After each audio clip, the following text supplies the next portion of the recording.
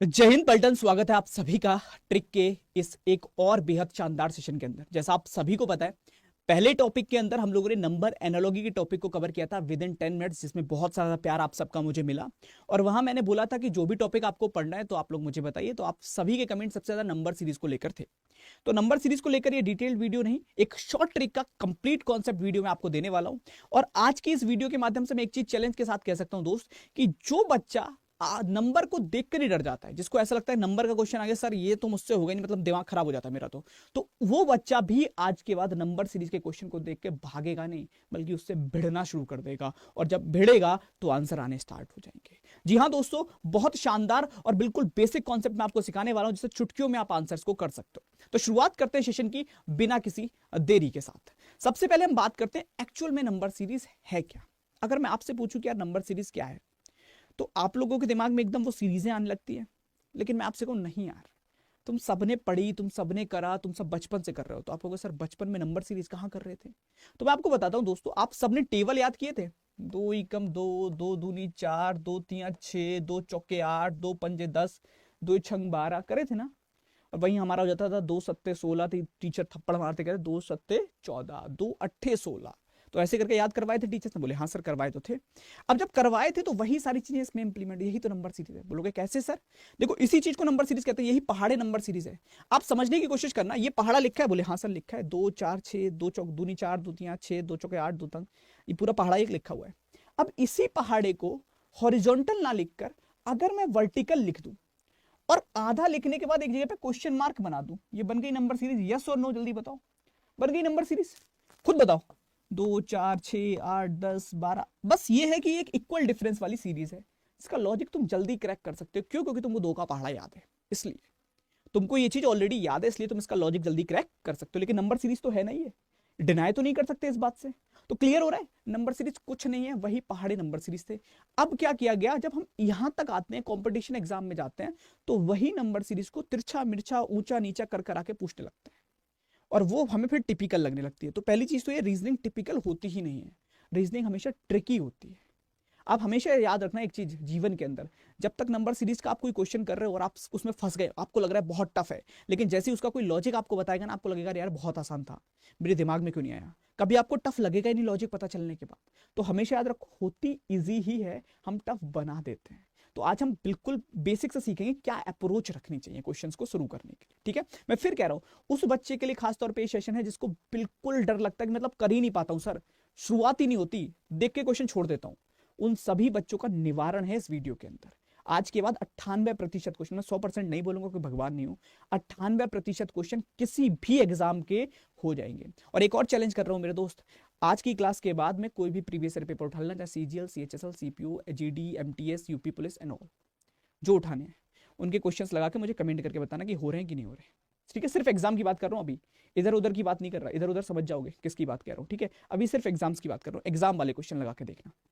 चलिए, तो टिप्स पर बात करते हैं। तो हमेशा याद रखो, चार ही तरीके से क्वेश्चंस को निकालना है। कैसे? जो हमारा डी मास होता था, या तो डिवाइड होगा, या गुणा होगी, या जोड़ेंगे या घटाएंगे। ठीक है, अब एक चीज समझो, हमेशा जब भी कोई सीरीज, अगर किसी ने पहली बार जीवन के अंदर सीरीज बनाई होगी कि चलो नंबर सीरीज का निर्माण करते हैं, तो उसके दिमाग में सबसे पहले क्या आया होगा? उसके दिमाग में यही आया होगा ना कहीं कि एक काम करते हैं, अंतर से बनाते हैं। बोलो हाँ या ना। आप कोई भी नंबर सीरीज देखते हो, उसमें अंतर होता है। दो नंबरों के बीच, जैसे हम अभी 2 4 6 8 देख रहे, तो अंतर ही तो था, दो का अंतर, फिर दो का अंतर, यही था। यस और नो। तो कोई भी नंबर सीरीज बनी तो उसका बेस क्या है, उसका आधार क्या है? डिफरेंस। उसका आधार क्या है? अंतर। तो जब भी कोई क्वेश्चन देखो, और आपको देखकर देखो, एक आध क्वेश्चन ऐसा हो सकता है, कुछ क्वेश्चन ऐसे हो सकते हैं देख के समझ में आ जाए ये लॉजिक लग रहा है, लगा दो।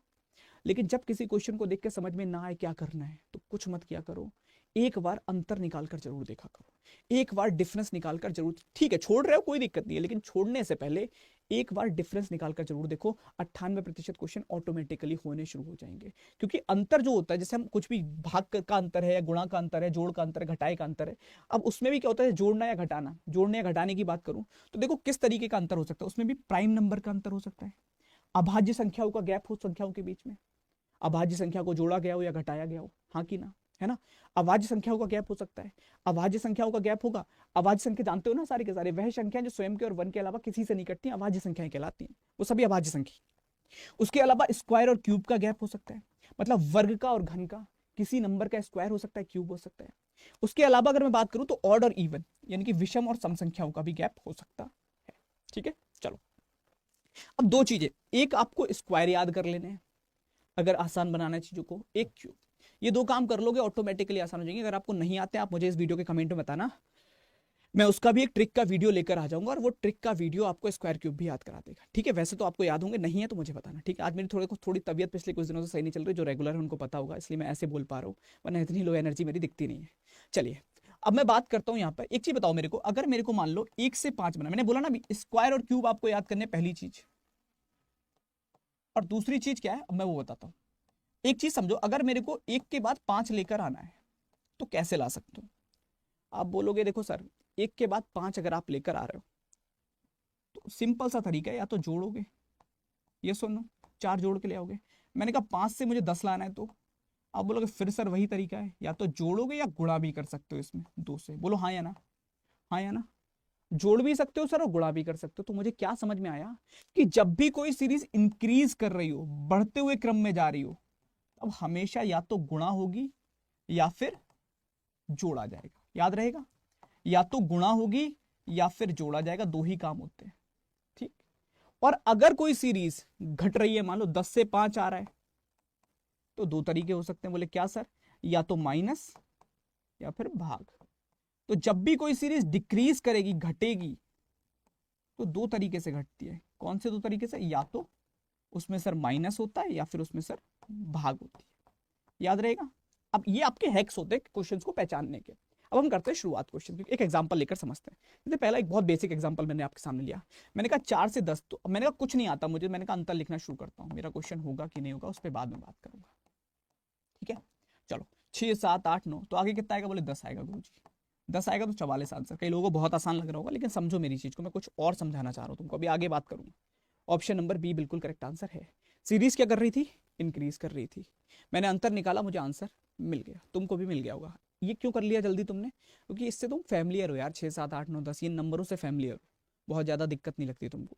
ठीक है, अब सेम एक और क्वेश्चन करते हैं। बोले गुरुजी एक और क्वेश्चन लेते हैं।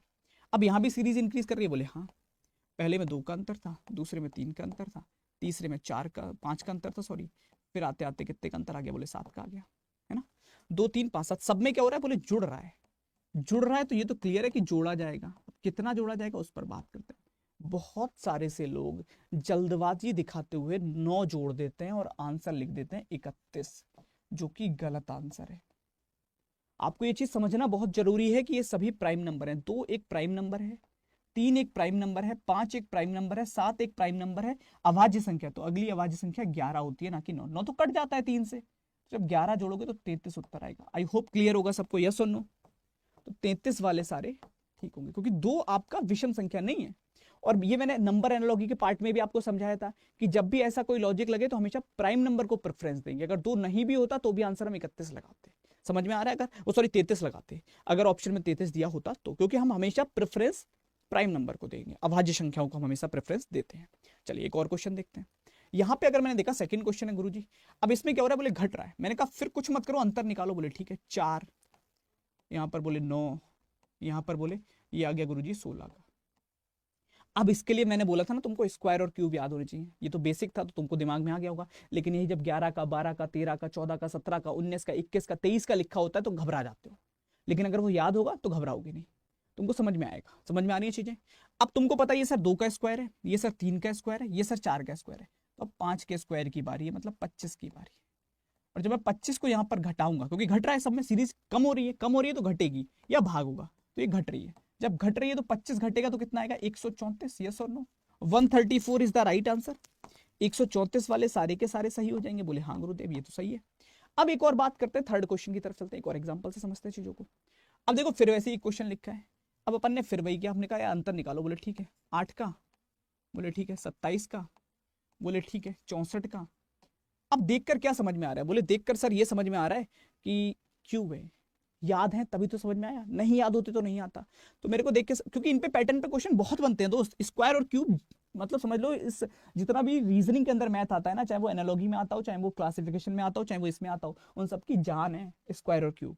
तो अगर आप ये देखोगे 2 का क्यूब है, ये देखोगे 3 का क्यूब है, 3 का क्यूब मतलब 3 की घात 3, ये 4 की घात 3, तो अब 5 की घात 3 आएगा जो 125 होता है। अब जुड़ रहा है कि घट रहा है? अगर सीरीज बढ़ रही है तो जुड़ रहा है, और जुड़ रहा है तो जोड़ दो। जोड़ोगे तो कितना आएगा? 125 में 118 जोड़ना है। 100 जोड़ोगे 225, 18 जोड़ोगे तो 43। तो ये 243 आंसर होगा, यस और नो?